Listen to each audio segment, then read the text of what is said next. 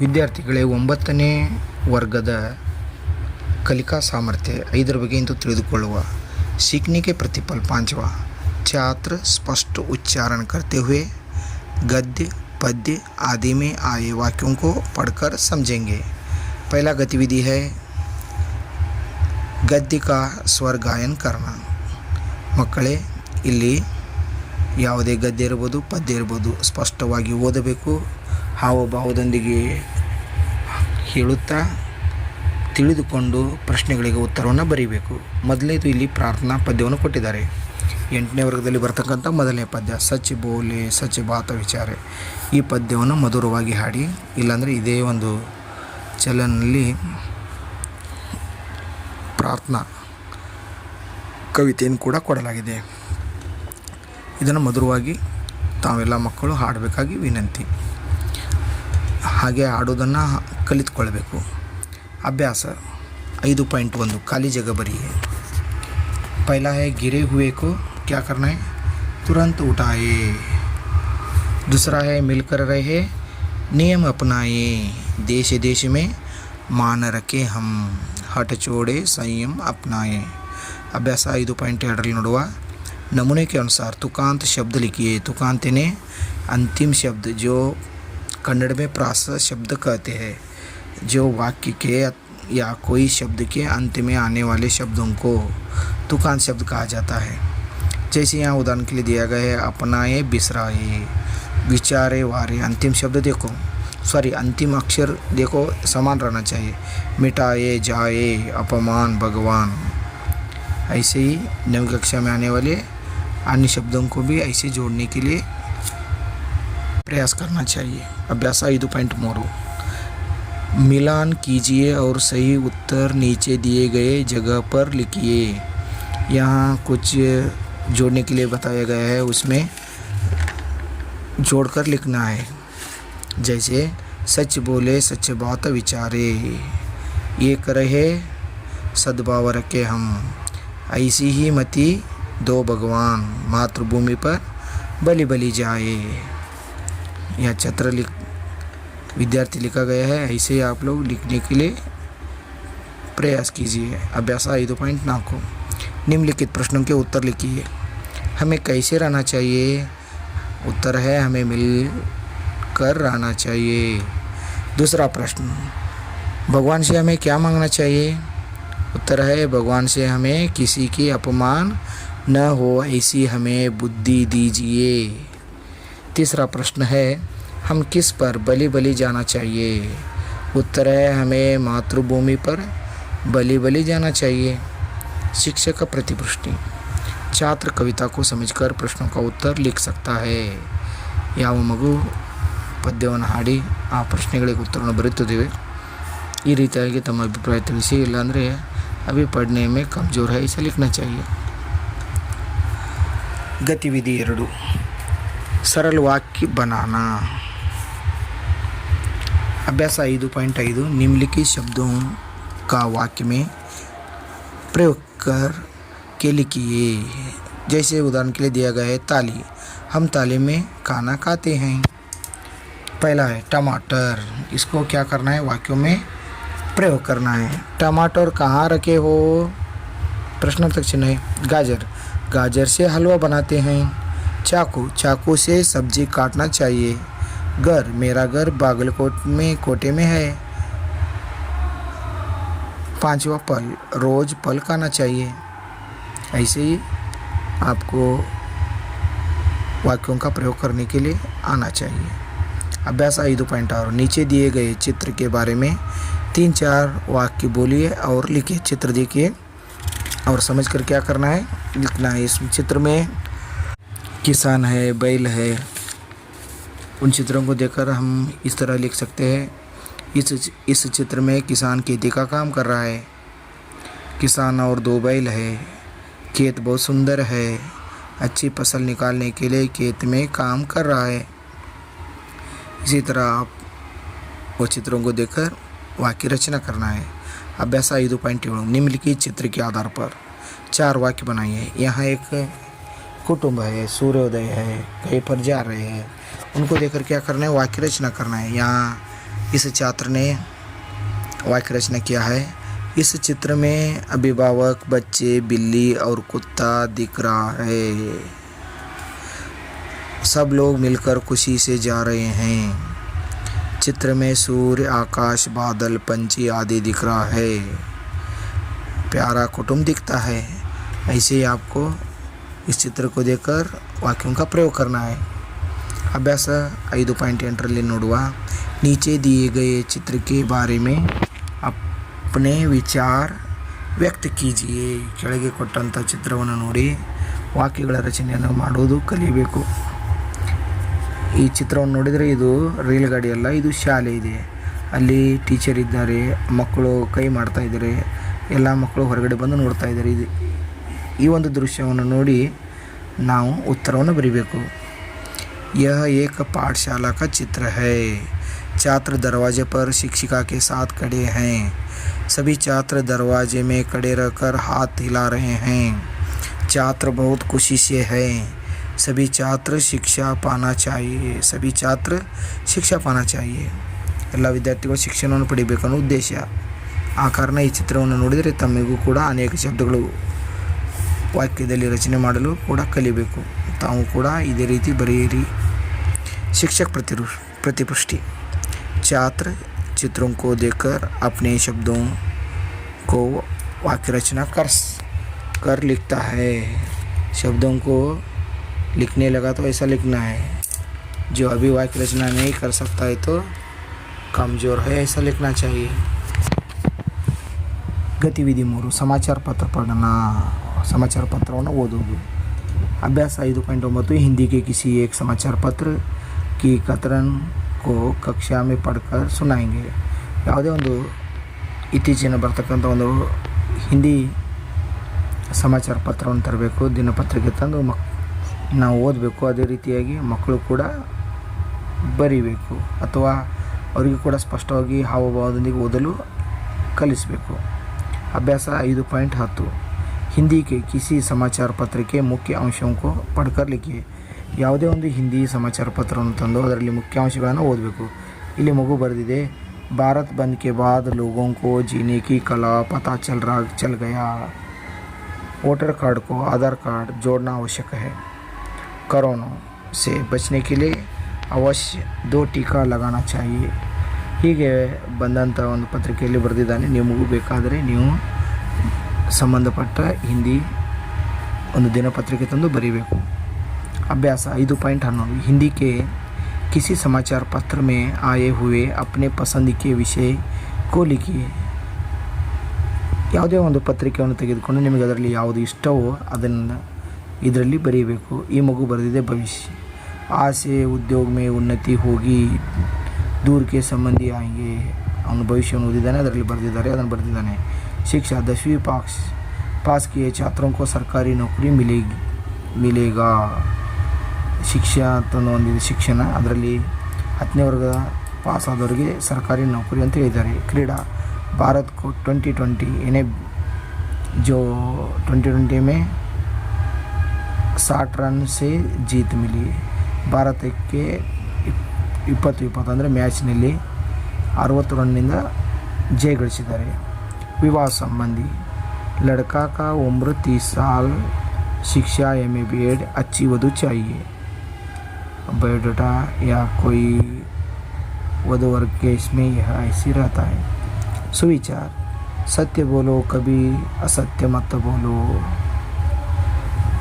और केंद्र का हर एक आदमी को 1 लाख रुपए देंगे। प्रधानमंत्री जी आज ही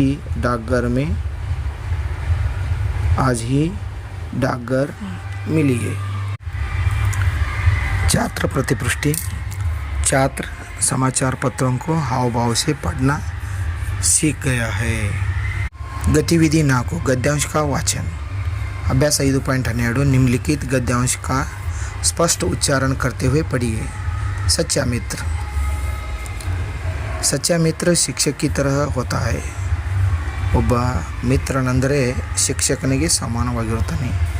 जिस प्रकार शिक्षक अपने छात्रों को अच्छाई तथा सन्मार्ग की ओर ले जाता है, ಹೇಗೆ ಶಿಕ್ಷಕರು ವಿದ್ಯಾರ್ಥಿಗಳನ್ನು ಒಳ್ಳೆಯ ಮಾರ್ಗ ಕಡೆಗೆ ಕರೆದುಕೊಂಡು ಹೋಗುತ್ತಾರೆ, ಹಾಗೆ ಮಿತ್ರನು ಕೂಡ ನಮಗೆ ಒಳ್ಳೆಯ ಮಾರ್ಗವನ್ನು ತೋರಿಸುತ್ತಾನೆ.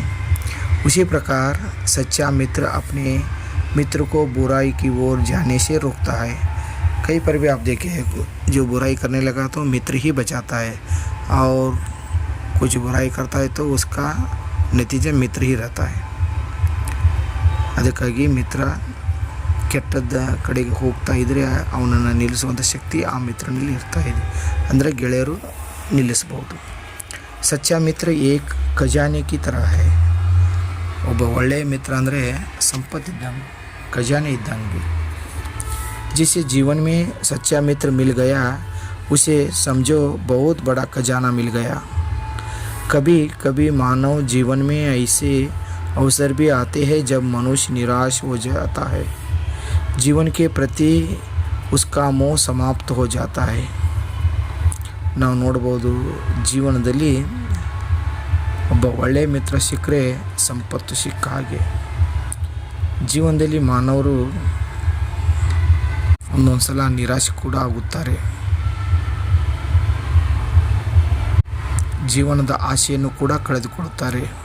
ऐसी अवस्था में सच्चा मित्र आशा की किरण बनकर जीवन के प्रति आकर्षण पैदा करता है.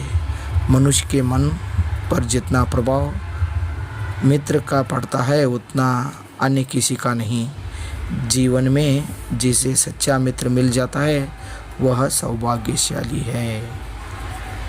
देखिए यहाँ सच्चा मित्र आशा का किरण जीवन के प्रति आकर्षण दिखाता है.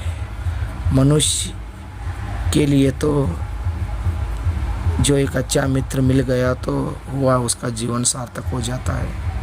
इसलिए फ्रेंड इज सेकेंड वाइफ कहा जाता है. ಯಾರೇ ಆಗಲಿ ಆ ಮಿತ್ರರು ಗೆಳೆಯನಿಗೆ ದಾರಿ ತೋರಿಸುತ್ತಾರೆ, ಜೀವನದಲ್ಲಿ ಗೆಲ್ಲುವ ಮಾರ್ಗವನ್ನು ತೋರಿಸುತ್ತಾರೆ. ಮನಸ್ಸಿನಲ್ಲಿ ಭಾವನೆಗಳು ಹೆಚ್ಚು ಪ್ರಭಾವ ಗೆಳೆಯಂದು ಬಿಟ್ಟರೆ ಮತ್ತೆ ಯಾರ್ದು ಇರಲ್ಲ. ಅದಕ್ಕೆ ಒಬ್ಬ ಒಳ್ಳೆಯ ಗೆಳೆಯ ಸಿಕ್ಕರೆ ಅವನ ಜೀವನ ಉದ್ಧಾರ, ಸೌಭಾಗ್ಯಶಾಲಿ ಅಂತ ಹೇಳ್ಬೋದು. ಈಗ ಪ್ರಶ್ನೆಗಳಿಗೆ ಉತ್ತರವನ್ನು ನೋಡುವ. ಅಭ್ಯಾಸ 5.13. एक सच्चा मित्र किसकी भांति होना चाहिए. एक सच्चा मित्र शिक्षक की तरह होना चाहिए. अच्छाई का मार्ग दिखाने वाले मित्र होना चाहिए. ಅಭ್ಯಾಸ 5.14. ಸಚ್ಚೆ ಮಿತ್ರ ಸೆ ಹಮೆ ಕ್ಯಾ ಕ್ಯಾ ಲಾಭ ಹೋತೆ ಹೈ. ಒಳ್ಳೆಯ ಮಿತ್ರನಿದ್ರೆ ಏನು ನಮಗೆ ಲಾಭ ಆಗುತ್ತದೆ. ಸಚ್ಚಾ ಮಿತ್ರ ಬುರಾಯಿ ಕಿ ಓರ್ ಜಾನೆ ಸೆ ರೋಕ್ತಾ ಹೈ. ಒಳ್ಳೆಯ ಮಿತ್ರ ಇದ್ದರೆ ನಾವು ಕೆಟ್ಟದ ಕಡೆ ಹೋಗೋದನ್ನು ನಿಲ್ಲಿಸುತ್ತಾನೆ. ಮಿತ್ರ ಏಕ್ ಖಜಾನ ಕಿ ತರ ಹೈ. ಮಿತ್ರ ಅಂದರೆ ಗೆಳೆಯ ಒಬ್ಬ ಸಂಪತ್ತು ಇದ್ದಂಗೆ, ಖಜಾನೆ ಇದ್ದ ಹಾಗೆ. सच्चा मित्र आशा की किरण बनकर जीवन के प्रति आकर्षण पैदा करता है. मनुष्य के जीवन पर भी प्रभाव पड़ता है. ಒಬ್ಬ ಗೆಳೆಯ ಒಳ್ಳೆಯ ಸಿಕ್ಕರೆ ಅವನು ಸೂರ್ಯನ ಕಿರಣ ಹಾಗೆ ನಮ್ಮ ಜೀವನದಲ್ಲಿ ಬಂದು ಒಳ್ಳೆಯದನ್ನೇ ಮಾಡುತ್ತಾನೆ. ಅವರ ಪ್ರಭಾವ ಕೂಡ ನಮಗೆ ಹೆಚ್ಚು ಜೀವನದಲ್ಲಿ ಅಳವಡಿಸ್ಕೊಳ್ಬೇಕಾಗ್ತಾ ಇದೆ. ಅದಕ್ಕೆ ಒಬ್ಬ ಒಳ್ಳೆಯ ಮಿತ್ರ ಬೇಕು. अभ्यास 5.15. सच्चे मित्र के बारे में अपना विचार बताइए अथवा लिखिए. सच्चा मित्र जीवन का एक शिक्षक की तरह होता है. सच्चा मित्र बुराई की ओर जाने से रोकता है. मित्र सुख और दुख में भाग लेता है. जीवन में मित्र का योगदान बहुत महत्व है. इस प्रकार लिखा गया. आप चाहे तो और अन्य वाक्यों को लिख सकते हैं. शिक्षक प्रतिपुष्टि. छात्र गद्य को पढ़कर वाक्य रचना कर सकता है अथवा प्रश्नों का उत्तर लिख सकता है. इसे भी लिख सकते हैं. मूल्यांकन. गतिविधि 1. अभ्यास 1. चित्र के आधार पर माँ के बारे में अपने विचार बताइए, लिखिए. यहाँ इस चित्र में माँ का चित्र है और एक उनका बेटा है. यहाँ माँ के बारे में लिखना है. यहाँ लिखा गया है, माँ अपने पुत्र को बहुत प्यार करती है. ताई ತನ್ನ ಮಗನನ್ನು ಬಹಳ ಪ್ರೀತಿಸುತ್ತಾಳೆ. ಮಾ ಅಚ್ಚಾ ಖಾನ ಬನಾತಿ ಹೈ. ತಾಯಿ ಕ್ಯಾ ಬನಾತಿ ಹೈ. ಅಚ್ಚಾ ಖಾನ. ಅಚ್ಚಾ ಖಾನ ಅಂದರೆ ಒಳ್ಳೆಯ ಆಹಾರ ತಯಾರಿಸುತ್ತಾಳೆ ಅಥವಾ ಮಕ್ಕಳಿಗೆ ಮಾಡಿ ಹಾಕುತ್ತಾಳೆ ಅಂತ ಅರ್ಥ. ಮಾ ಅಚ್ಚಾ ಖಾನ ಬನಾತಿ ಹೈ. ತಾಯಿ ಒಳ್ಳೆಯ ಆಹಾರ ಅಥವಾ ಅಡಿಗೆಯನ್ನು ಮಾಡುತ್ತಾಳೆ. माँ सबकी ख्याल रखती है, सबके नहीं ಎಲ್ಲರ. माँ त्याग की मूर्ति है. एक माँ 1000 ಶಿಕ್ಷಕಕ್ಕೆ ಸಮಾನ है. ಒಬ್ಬಳು ತಾಯಿ ಸಾವಿರಾರು ಶಿಕ್ಷಕರ ಸಮಾನ ಇದ್ದ ಹಾಗೆ. माँ गुरु के समान है. ताई अंदरे गुरुविನ समान. हमें पढ़ा लिख कर अपने पैरों पर खड़े रहने वाली माँ से बढ़कर कोई नहीं है. माँ की ममता से सब कष्ट गायब हो जाता है. अभ्यास 2. निम्नलिखित पद का गायन कीजिए. यहाँ गर्मी की छुट्टी. बच्चों को हाव भाव से पढ़ाना है. अभ्यास 3. खाली जगह भरी है. पढ़ा लिखा सब भूल गई. मम्मी उसे हंसकर बोली, पढ़ लिख कर के नाम करोगे. यह देखो मैं चली स्कूल. अभ्यास ना को मिलान करके लिखिए, जोड़कर लिखना है. सच बोले, सच बात विचारे जोड़ना है. एक रह सद्भाव रखे हम, ऐसी ही मति दो भगवान. मातृभूमि पर बलि बलि जाए. यहाँ जगह में लिखना है. अभ्यास 5. निम्नलिखित प्रश्नों के उत्तर लिखिए. मुन्नी क्यों उदास हुई? मुन्नी गर्मी की छुट्टी खत्म सोचकर उदास हुई. मुन्नी स्कूल क्यों नहीं जाना चाहती? मुन्नी पढ़ा लिखा सब भूल गई है, इसलिए स्कूल नहीं जाना चाहती. सभी मम्मी. तीसरा प्रश्न है, मम्मी उससे हंसकर क्या बोली? मम्मी उसे हंसकर बोली, स्कूल अगर तुम जाओगी पढ़ लिख करके नाम करोगी. मम्मी उसे हंसकर बोली, स्कूल अगर तुम जाओगी पढ़ लिख कर के नाम करोगी. ನೀನು ಶಾಲೆಗೆ ಹೋದರೆ ನಿನ್ನ ಹೆಸರು ಓದಿ ಒಳ್ಳೆ ವ್ಯಕ್ತಿಯಾಗುತ್ತೀಯ, ಹೆಸರು ಗಳಿಸ್ತೀಯ. परियोजना. किन्हीं 2 बाल गीतों का संग्रह कीजिए. किन्हीं 2 प्रार्थना गीतों के ಚಾರ್ಟ್ बनाइए.